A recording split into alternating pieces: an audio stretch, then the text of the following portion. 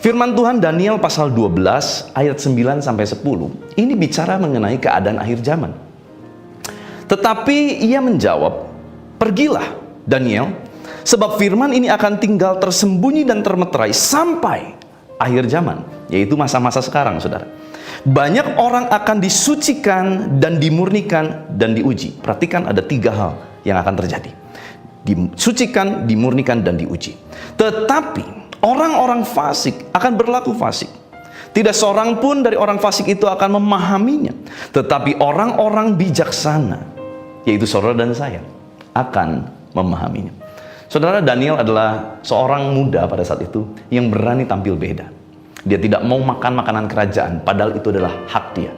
Dia rela memutuskan, melepaskan haknya, supaya dia punya gaya hidup yang berbeda. Sekalipun dia punya hak untuk gaya hidup dalam hidup kerajaan, karena dia adalah orang-orang yang dikhususkan. Tapi dia mau tampil berbeda. Hari ini maukah kita tampil berbeda? Tidak seperti kebanyakan orang. Keadaan dunia yang semakin kacau, orang semakin banyak tipu sana tipu sini. Mau nggak kita tetap tampil berbeda, menjaga keutuhan firman Tuhan tinggal di dalam kehidupan setiap kita? Saudara, banyak orang akan disucikan dan dimurnikan dan diuji. Perhatikan ayatnya bilang begitu, banyak.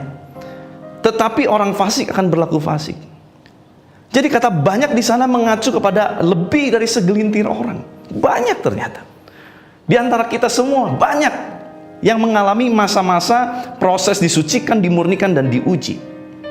Tetapi pilihannya di tangan kita. Apakah kita akan menjadi orang-orang yang bijak, yaitu yang mau diproses, atau kita justru menjadi orang fasik yang gak mau masuk proses? Nah, ini pilihan di tangan kita. Orang fasik adalah orang yang tahu tentang firman Tuhan loh, tetapi tidak melakukan firman Tuhan.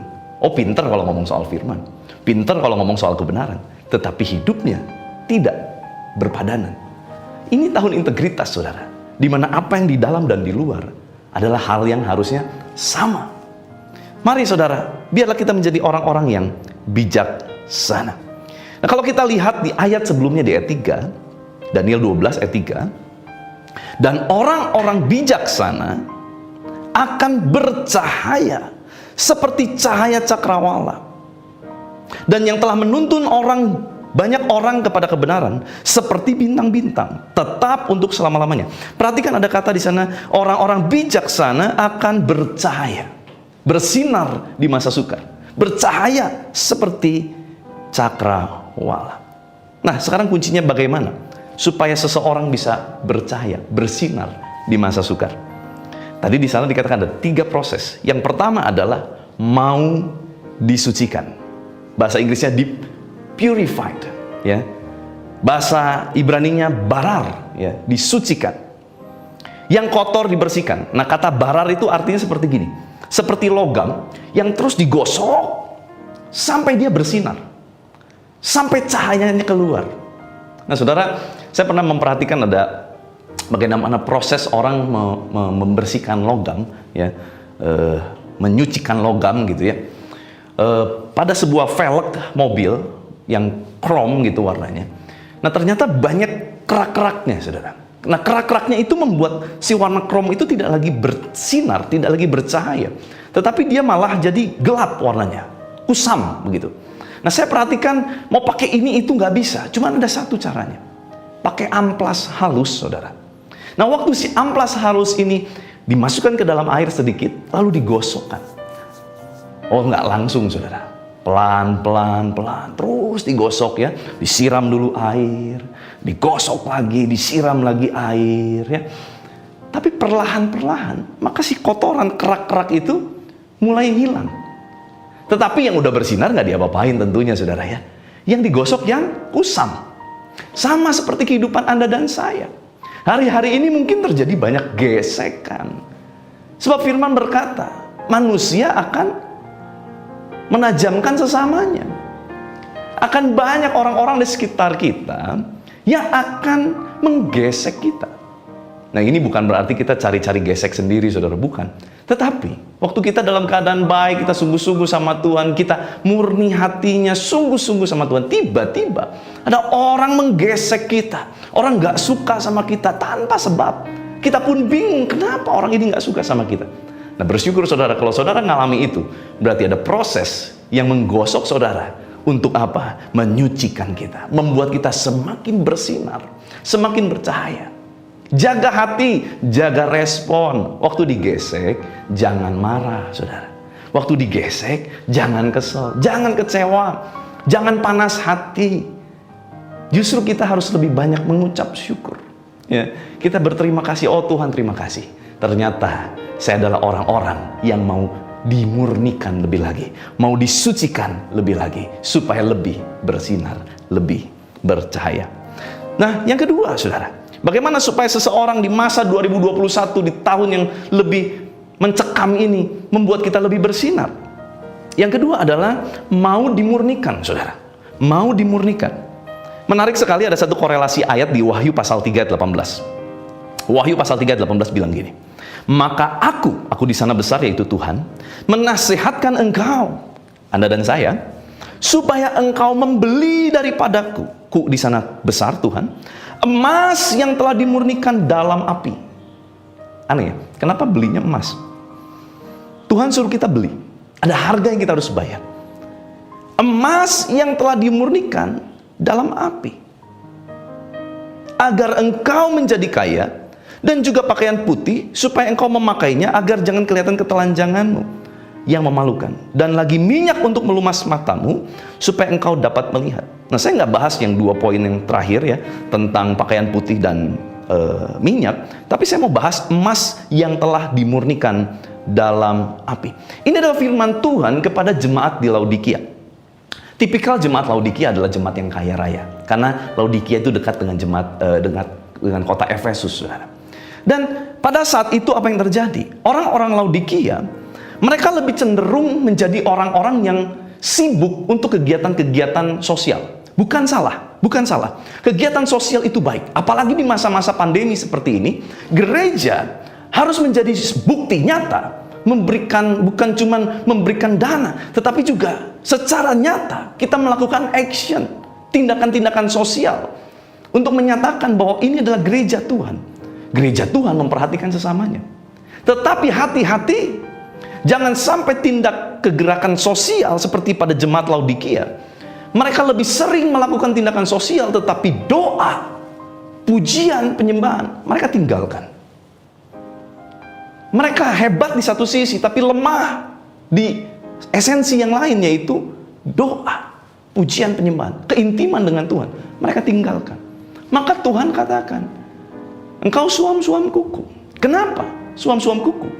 Karena seolah-olah tampak hidup bersosial, ya, melakukan banyak kegiatan sosial. Sekali lagi itu nggak salah, justru itu penting. Tetapi ada yang lebih penting juga yang kita harus lakukan. Sama-sama porsinya harus kita lakukan, yaitu kita intim sama Tuhan. Saudara, coba perhatikan ini. Setiap kegerakan itu dimulai dari doa.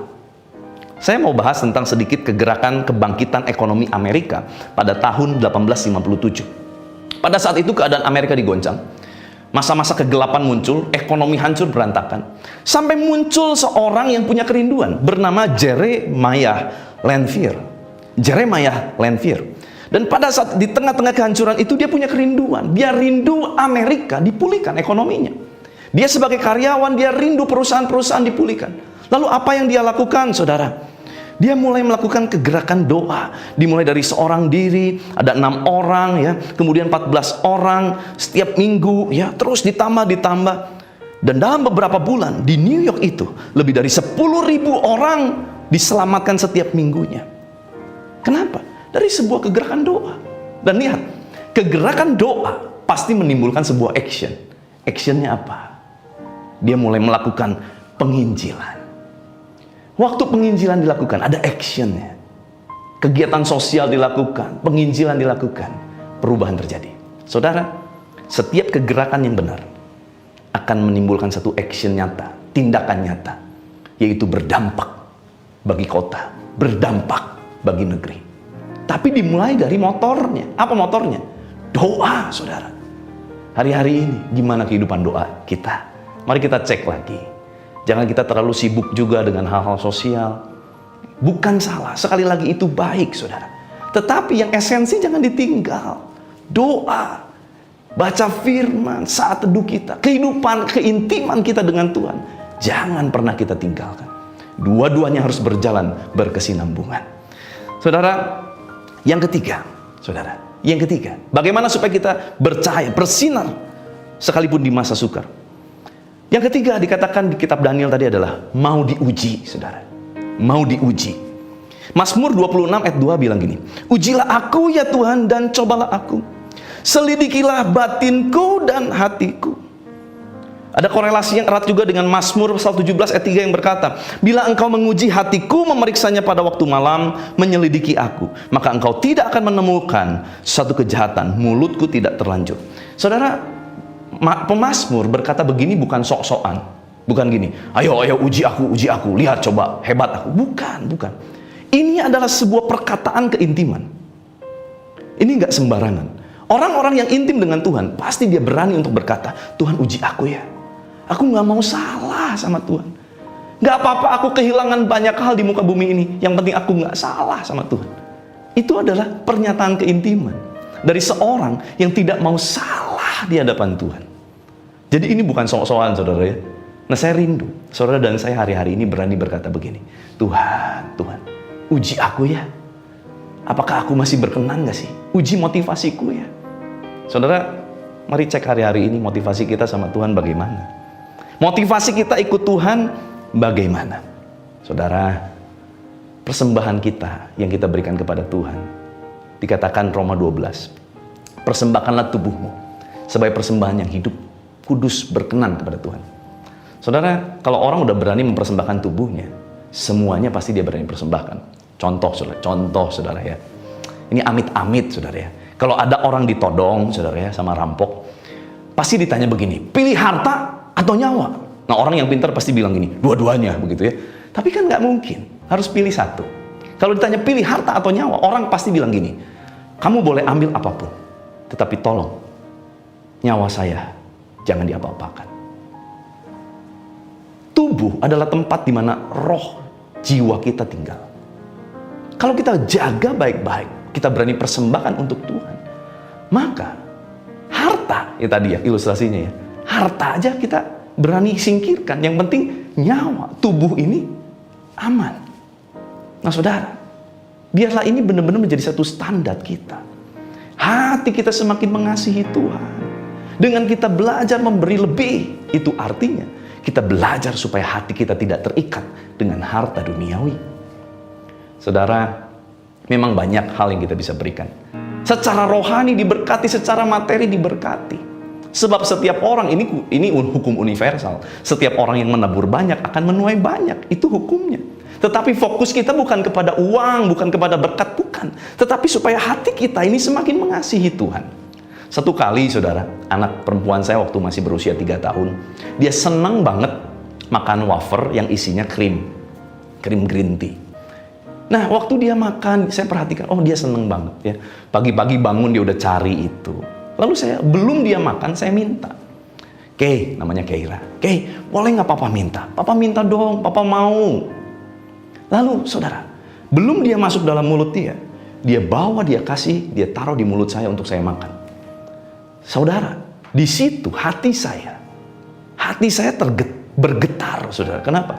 Saya melihat, oh ada satu cinta yang tulus dari anak saya, bahwa dia lebih mengasihi saya daripada wafer itu, daripada berkat-berkat itu. Dia menunjukkan. Saudara, saya mau tanya, apakah saya makan wafer dia? Tidak, saudara. Saya pura-pura makan supaya saya pengen dia juga belajar membagi. Saya pura-pura makan. Enak ya Kay, terima kasih ya. Lalu dia mulai lanjutkan, dia makan. Hati saya sebagai bapak, saya bukan mau dia susah, bukan. Tetapi saya mau lihat betapa dia lebih mengasihi saya daripada wafer-wafer itu. Dan saudara, saya punya banyak wafer itu di lemari makanan. Dan kalau saya udah tahu hatinya terpikat kepada saya, bukan kepada wafer itu, seberapapun dia butuhkan wafer itu, saya pasti kasih. Yang penting jangan sampai batuk, saudara, gitu ya. Itu adalah hati seorang Bapa. Demikian Bapa kita yang di sorga. Rindu Anda dan saya diberkati. Saya tahu ini tidak mudah, tapi saya mau ngajak yuk sama-sama. Saya juga tidak sempurna. Saya juga masih terus belajar. Tapi kita mau belajar kasih lebih, ya. Dan dasar kita memberi adalah hati kita mengasihi Tuhan. Udah itu saja buat saya. Cukup. Mau memberi lebih lagi, lebih lagi. Sebab gimana pun caranya, untuk orang yang kita paling kasihi, pasti kita pengen kasih lebih, kasih lebih. Biarlah kalau kita betul-betul mengasihi Tuhan, kita pun ingin memberi lebih, lebih dan lebih kepada Tuhan. Kita percaya Tuhan kok yang memberikan kita kehidupan. Tuhan kok yang memberikan kita berkat-berkatnya. Dan semua juga datang dari Tuhan. Biar kita berani melepaskan itu, supaya hati kita tidak kotor dengan rasa serakah, tetapi hati kita semakin murni, diuji, lebih sungguh, lebih mengasihi Tuhan. Mau saudara ya? Saya tidak perpanjang firman Tuhan, tetapi biarlah ini yang menjadi tuntunan Tuhan buat setiap kita. Kita mau belajar lebih lagi, diproses, dimurnikan, diuji. Supaya apa? Supaya kita semakin bersinar seperti cakrawala yang menyinari bumi ini. Mari kita angkat satu pujian, saudara.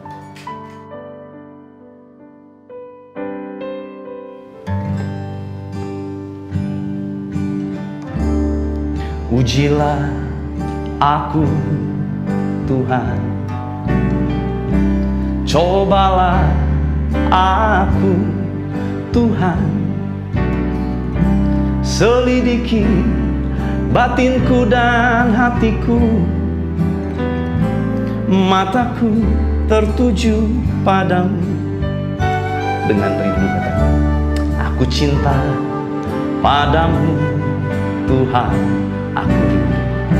Aku rindu hadirat-Mu, Tuhan. Aku ingin selalu dekat padamu, menikmati kehadiran-Mu. Inilah nyanyian kita, saudara. Ku nyanyi Hosana bagi Rajaku yang duduk di tahta. Aku muliakan dan ku agungkan. Kau layak disembah. Ku nyanyi Hosana, ku nyanyi Hosana bagi Rajaku yang duduk di tahta. Aku muliakan dan ku agungkan. Kau layak disembah. Kau layak disembah. Kau layak disembah. Kau layak disembah. Mari sembah Dia. Syandaria Rabayase, Kiria Rabayase Diararamo, Syandaria Rabayaso, Rabayase Dariaramu, Kiria Rabayase Diararare, Yararamo, Yararare, Rabayaso Diaramu. Syandaria Rabayaso Yararare Rabayaso Yaramu. Biar Tuhan, kami membawa hati kami yang haus dan lapar kepada Tuhan, dan Engkau kenyangkan setiap kami, meteraikan setiap firman Tuhan, supaya setiap kali kami diuji, kami kedapatan hati kami berkenan kepada Tuhan. Kami tidak menyimpang ke kanan ataupun ke kiri.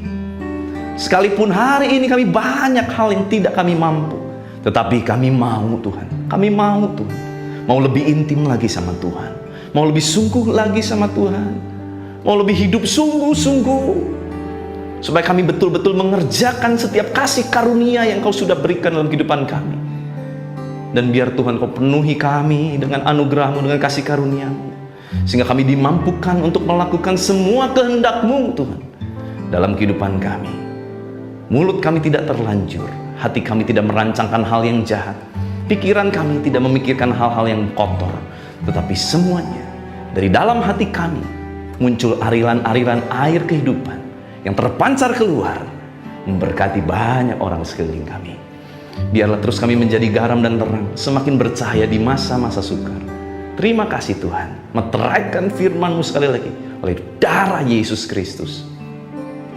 Kami percaya Tuhan, saat ini juga yang sakit kami terima kesembuhan, yang lemah kami dikuatkan, yang putus asa kami punya pengharapan.